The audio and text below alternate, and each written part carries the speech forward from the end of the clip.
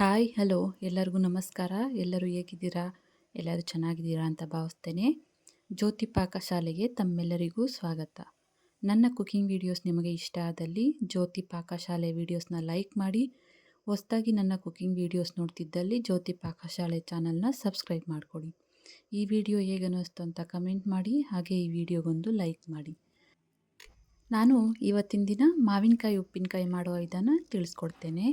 ಬೇಸಿಗೆ ಕಾಲ, ಅದೂ ಮಾವಿನಕಾಯಿ ಸಿಗುವಂಥ ಕಾಲ. ಈಗ ಮಾವಿನಕಾಯಿ ಎಲ್ಲರ ಮನೆಗೂ ಇದ್ದೇ ಇರ್ತವೆ. ಈ ರೀತಿ ಉಪ್ಪಿನಕಾಯಿ ಮಾಡಿಕೊಂಡ್ವಿ ಒಂದು ಸರಿ ಅಂದರೆ 1 ವರ್ಷಗಟ್ಟಲೆ ಇದನ್ನು ಯೂಸ್ ಮಾಡ್ಕೊಳ್ಬೋದು. ಹೊರಗೆ ಉಪ್ಪಿನಕಾಯಿ ತಂದು ತಿನ್ನೋದಕ್ಕಿಂತ ಮನೆಗೆ ಮಾಡ್ಕೊಂಡು ತಿಂದರೆ ಹೆಲ್ತಿ, ತುಂಬಾ ಟೇಸ್ಟಿಯಾಗಿ ಇರುತ್ತೆ. ಹಾಗಾಗಿ ಮನೆಗೆ ಒಮ್ಮೆ ಟ್ರೈ ಮಾಡಿ. ನಾನು ಮಾವಿನಕಾಯಿ ಉಪ್ಪಿನಕಾಯಿ ಹೇಗೆ ಮಾಡೋದು ಅಂತ ಸ್ಟೆಪ್ ಬೈ ಸ್ಟೆಪ್ಪು ಹಾಗೆಯೇ ಕ್ವಾಂಟಿಟಿ ಸಮೇತ ತಿಳಿಸಿದ್ದೀನಿ. ಬನ್ನಿ ಮಾವಿನಕಾಯಿ ಉಪ್ಪಿನಕಾಯಿ ಹೇಗೆ ಮಾಡೋದು ಅಂತ ನೋಡೋಣ. ನಾನಿಲ್ಲಿ ಒಂದು 5 ಮಾವಿನಕಾಯಿನ ಈ ರೀತಿ ಈ ಸೈಜ್ಗೆ ಕಟ್ ಮಾಡ್ಕೊಂಡಿದ್ದೇನೆ. 5 ಮಾವಿನಕಾಯಿಗೆ ನನಗೆ 1.5 kgಯಷ್ಟು ಮಾವಿನಕಾಯಿ ಪೀಸ್ಗಳು ಬಂದಿದ್ದಾವೆ. ತೂಕ ಲೆಕ್ಕ ಹೇಳಬೇಕು ಅಂದರೆ ನಾನಿಲ್ಲಿ ಈ ಬಟ್ಲಿಗೆ ಅಳತೆ ಮಾಡ್ಕೊತೇನೆ. ತೂಕ ಲೆಕ್ಕ ಅಂದರೆ 1.5 kgಯಷ್ಟು ಮಾವಿನಕಾಯಿ ಹೋಳು ತಗೊಂಡಿದ್ದೇನೆ.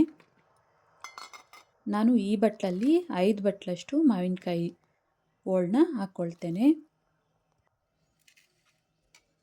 ನೋಡಿ, 5 ಬಟ್ಲಷ್ಟು ಮಾವಿನಕಾಯಿ ಹೋಳಾದವು. 5 ಬಟ್ಲು ಮಾವಿನಕಾಯಿ ಹೋಳಿಗೆ ನಾನಿಲ್ಲಿ ಅರ್ಧ ಬಟ್ಲಷ್ಟು ಸಾಸಿವೆ ತಗೊಂಡಿದ್ದೀನಿ. ಅರ್ಧ ಬಟ್ಲು ಅಂದರೆ ಒಂದು 75 ಗ್ರಾಮ್ನಷ್ಟು ಸಾಸಿವೆ ಹಾಕ್ಕೊಳ್ತಾ ಇದ್ದೇನೆ. ಇವನ್ನು ಹುರಿದುಕೊಳ್ಳೋಣ. ಕಡಾಯಿ ಇಕ್ಕಿ ಗ್ಯಾಸ್ ಮೇಲೆ ಸಾಸಿವೆ ಹಾಕ್ಕೊಳ್ತೇನೆ ಕಡಾಯಿಗೆ. ಹಾಗೆಯೇ ನಾನಿಲ್ಲಿ ಅದೇ ಕಪ್ಪಲ್ಲಿ 1/4 ಕಪ್ಪಿಗಿಂತ ಇನ್ನೂ ಕಮ್ಮಿನೇ ಮೆಂತ್ಯ ಕಾಳನ್ನ ಹಾಕ್ಕೊಳ್ತಾ ಇದ್ದೇನೆ. ತೂಕ ಲೆಕ್ಕ ಅಂದರೆ 25 ಗ್ರಾಮ್ನಷ್ಟು ಮೆಂತ್ಯ ಕಾಳನ್ನ ಹಾಕ್ಕೊಳ್ಬೇಕು. ಇವನ್ನು ಡ್ರೈ ರೋಸ್ಟ್ ಮಾಡ್ಕೋಬೇಕು. ಸಿಮ್ಮಲ್ಲೇ ಇಟ್ಕೊಂಡು ಇವನ್ನು ಹುರ್ಕೊಳ್ಬೇಕು. ನೋಡಿ, ಹುರ್ಕೊಂಡಿದ್ದಾಯಿತು. Gas off ಮಾಡ್ಕೊಳ್ತೇನೆ. ಇವು ಸ್ವಲ್ಪ ತಣ್ಣಗಾದ ನಂತರ ಇವನ್ನ ಪೌಡ್ರ್ ಮಾಡ್ಕೊಳ್ತೇನೆ. ಮಿಕ್ಸಿಗೆ ಹಾಕ್ಕೊಳ್ತೇನೆ.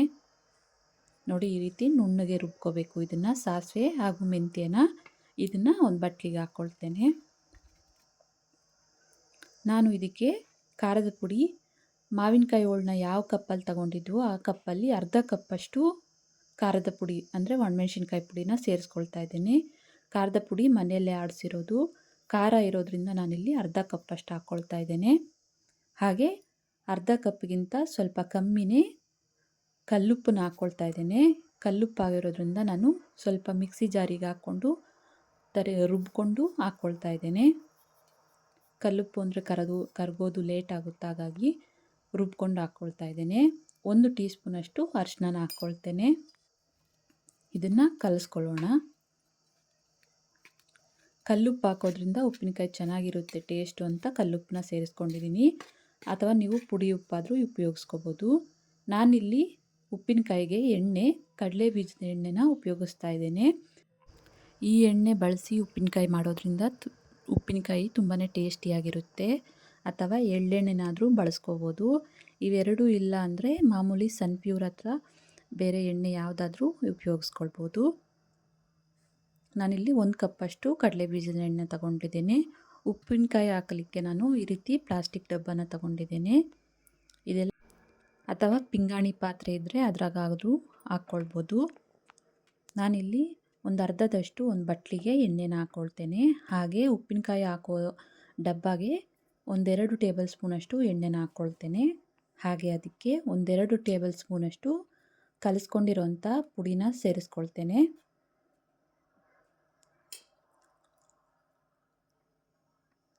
ಈಗ ಇದನ್ನು ಸೈಡ್ನಲ್ಲಿ ಇಟ್ಕೊಳ್ಳೋಣ. ಈಗ ಉಪ್ಪಿನಕಾಯಿನ ಕಲಿಸ್ಕೊಳ್ಳೋಣ. ನಾನಿಲ್ಲಿ ಮೊದಲಿಗೆ ಸ್ವಲ್ಪನೇ ಎಣ್ಣೆಗೆ ಮಾವಿನಕಾಯಿ ಕಟ್ ಮಾಡಿರೋದನ್ನು ಹಾಕ್ಕೊಳ್ತೇನೆ. ಈ ರೀತಿ ಕಲಿಸ್ಕೊಂಡು ಅವನ್ನು ಈ ರೀತಿ ಪುಡಿ ಒಳಗೆ ಹಾಕ್ಕೊಳ್ತೇನೆ. ಈ ರೀತಿ ಪುಡಿಗೆಲ್ಲ ಹಾಕ್ಕೊಂಡು ಪುಡಿಯಲ್ಲಿ ಮಾವಿನಕಾಯಿನ ಚೆನ್ನಾಗಿ ಈ ರೀತಿ ಕಲಿಸ್ಕೊಳ್ಬೇಕು.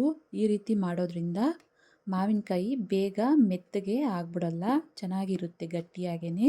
ಹಾಗೆ ಪ್ರತಿಯೊಂದು ಹೋಳಿಗೂ ಖಾರದ ಪುಡಿ ಅಂಟ್ಕೊಳ್ಳುತ್ತೆ ಅಂತ ಈ ರೀತಿ ಮಾಡ್ಕೊಳ್ತೇವೆ ಅಷ್ಟೇ. ಜಾಸ್ತಿ ದಿನ ಗಟ್ಟಿಯಾಗೇ ಇರುತ್ತೆ ಉಪ್ಪಿನಕಾಯಿ.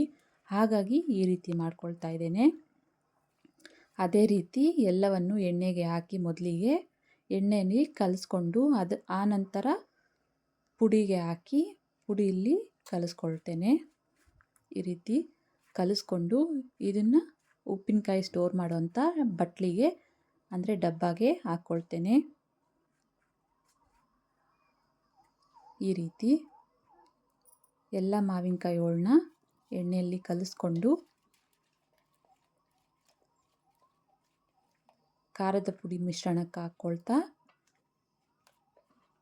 ಇದನ್ನು ಕಲಿಸ್ಕೊಂಡು ಬಟ್ಲಿಗೆ ಡಬ್ಬಾಗೆ ಹಾಕಿಕೊಳ್ಬೇಕು.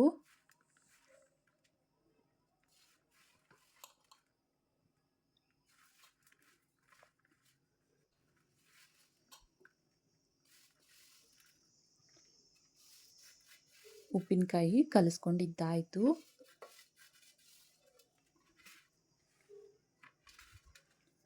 ಅರ್ಧ ಬಟ್ಲಲ್ಲಿ ತಗೊಂಡಿದ್ವಲ್ಲ ಎಣ್ಣೆ ನೋಡಿ ಇಷ್ಟು ಮಿಕ್ಕಿದೆ, ಅದನ್ನು ಹಾಗೆ ಮೇಲೆ ಹಾಕ್ಕೊಳ್ತೇನೆ. ನಾವು ಒಂದು ಬಟ್ಲು ಫುಲ್ ತಗೊಂಡಿದ್ವಲ್ಲ, ಮಿಕ್ಕಿರೋಂಥ ಎಣ್ಣೆನ ಹಾಗೆಯೇ ಉಪ್ಪಿನಕಾಯಿ ಮೇಲೆ ಹಾಕ್ಕೊಳ್ತೇನೆ. ಈ ರೀತಿ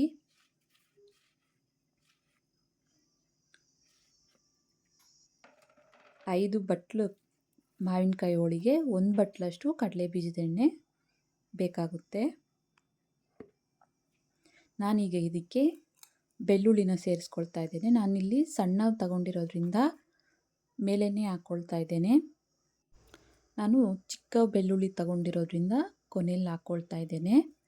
ನೋಡಿ ಈ ರೀತಿ ಬೆಳ್ಳುಳ್ಳಿನ ಹಾಕ್ಕೊಂಡು ನಾನಿಲ್ಲಿ 50 ಗ್ರಾಮ್ನಷ್ಟು ಬೆಳ್ಳುಳ್ಳಿನ ತಗೊಂಡಿದ್ದೇನೆ.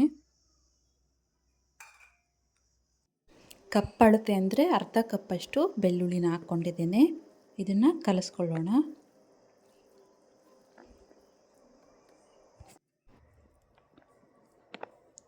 ಉಪ್ಪಿನಕಾಯಿ ಕಲಿಸ್ಕೊಂಡಿದ್ದಾಯಿತು.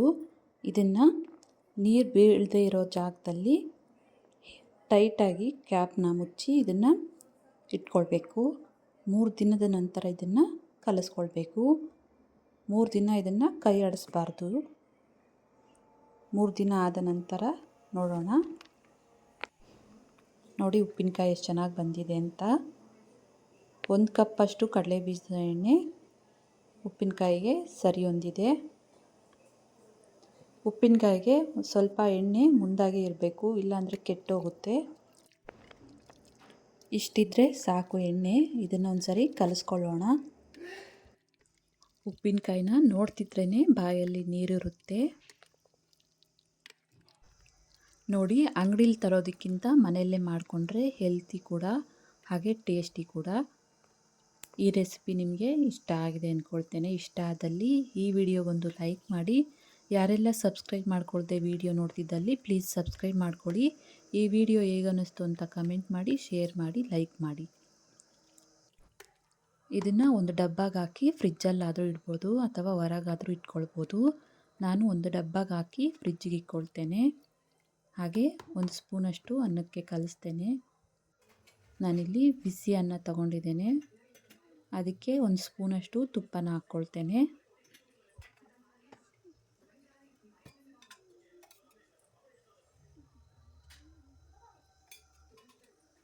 ಒಂದು ಸ್ಪೂನಷ್ಟು ಉಪ್ಪಿನಕಾಯಿನ ಹಾಕ್ಕೊಂಡು ಕಲಿಸ್ತೇನೆ.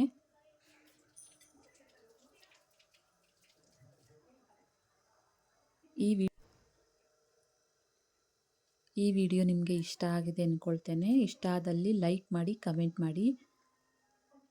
ಸಬ್ಸ್ಕ್ರೈಬ್ ಮಾಡ್ಕೊಂಡಿಲ್ಲ ಅಂದರೆ ಪ್ಲೀಸ್ ಸಬ್ಸ್ಕ್ರೈಬ್ ಮಾಡ್ಕೊಳ್ಳಿ. ಧನ್ಯವಾದಗಳು.